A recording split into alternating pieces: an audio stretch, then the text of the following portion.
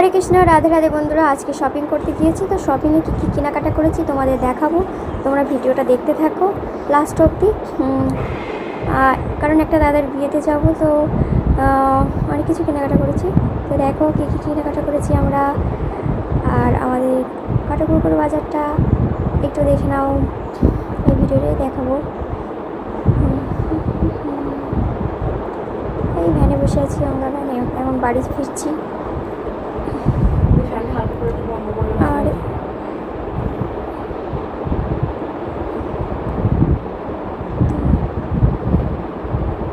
এটা আমাদের এই ঘটকপুকুর বাজার, এই চলে যাচ্ছি বাড়ি।